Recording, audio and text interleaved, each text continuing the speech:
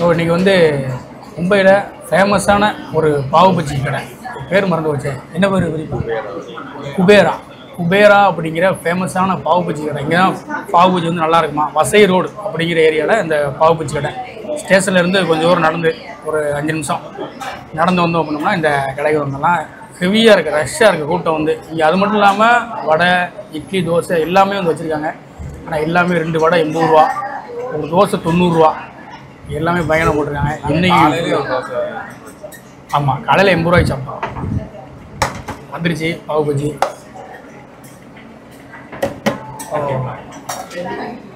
ஆராம்சே பாவு பஜ்ஜியில் நிறைய பட்டர் போட்டு பயங்கரமாக போட்டுருக்காங்க. ஃபஸ்ட் டைம் பாவு பஜ்ஜி. 3ஆம் டைம் சாப்பிட்றேன் பாவு பஜ்ஜி.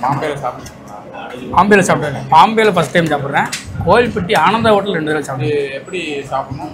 வந்து மாவு எடுத்துவாங்க, இதோட வச்சு இதை பாதி எடுத்து வெங்காயம், இதுக்கு பேர் வந்து பாவு. இதை இப்படி எடுத்துட்டு வெங்காயத்தில் லைட்டாக டிப் பண்ணிவிட்டு நல்லா எடுத்து சாப்பிட்றேன். நிறைய எடுத்து சாப்பிட்றேன். நல்லா பட்டரில் போட்டு அப்படியே ஊற வச்சு தொழில் லெமனை புளிஞ்சு விட்டுக்கோண்டி அதில்.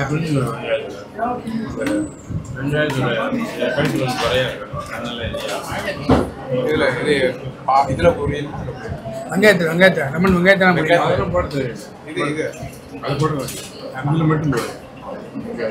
லெமன் வந்து ஆனியனில் புளிஞ்சு விட்டாச்சு. நல்லா சுட சுட இருக்கு.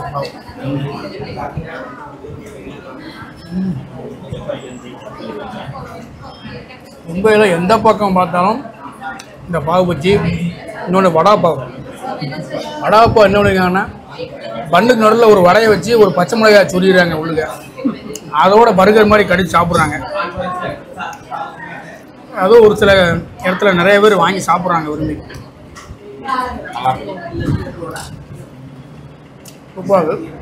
ஒரிஜினல் வடாப்பாவு. வடாப்பாவு கிடையாது, வடாப்பாவு இல்லை, பாவு பஜ்ஜி. கன்ஃபியூஸ் ஆகிட்டேன். எல்லாமே பண்ணுக்கு வச்சு தான் கொடுக்காங்க, இருந்தாலும் நல்லாயிருக்கு. இங்கே வந்து சாப்பிட்றாங்க. எந்தெந்த பொருள் கோயில்பட்டினா கிளம்பிட்டா நல்லாயிருக்கும், இங்கே கிளம்பிட்டா நல்லா இருக்குமா? நல்லா இருக்கு. அதே மாதிரி தான் இந்த பாவு பஜ்ஜி நிறைய எடுத்து சாப்பிடுறேன். இது ஸ்பூன்லேயே எடுத்து சாப்பிடுறேன். அப்படியே சாப்பிடலாமா? நிறைய எடுத்துக்கலாம்.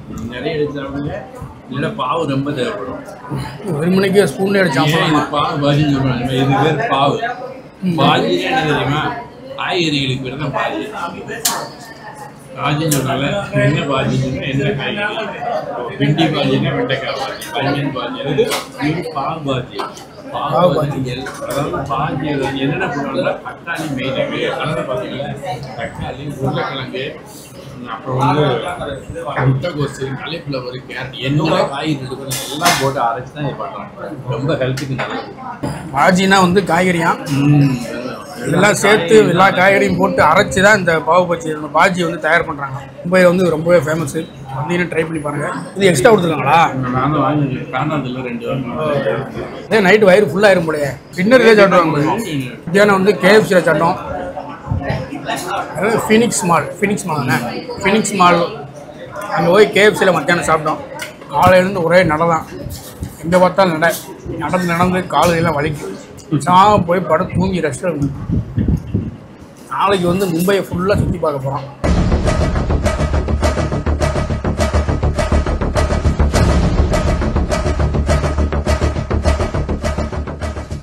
இப்போ வந்து எங்கே போயிட்டுருக்கோன்னா 12 டைமென்ஷன் அப்படிங்கிற ஒரு ஷோ பார்க்குறக்காண்டி போயிட்டுருக்கோம்.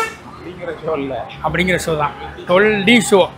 அதில் வந்து அந்த எஃபெக்ட் உள்ள வீடியோஸ் எல்லாம் போட்டு காட்டுவாங்க. நினைக்கிறேன் 12D எஃபெக்ட் உள்ள வீடியோ, நம்ம 3D 4D மாதிரி 12D எஃபெக்ட் உள்ள இந்த வீடியோஸ் எல்லாம் போட்டு காட்டுவாங்க.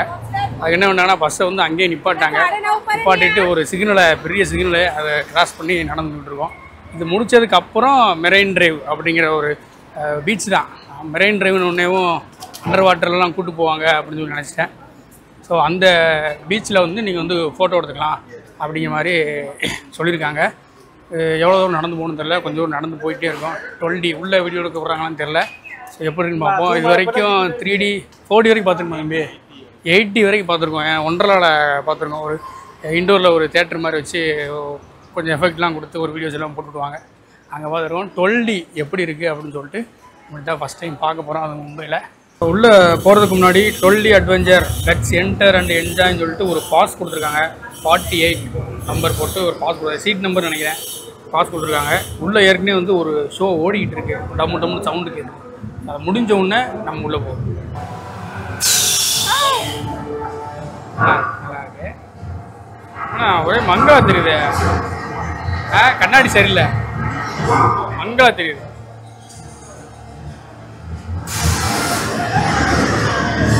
மேலே கொண்டு வராங்க, உள்ள கீழே இறக்க போகிறாங்க, இறக்க போகிறாங்க.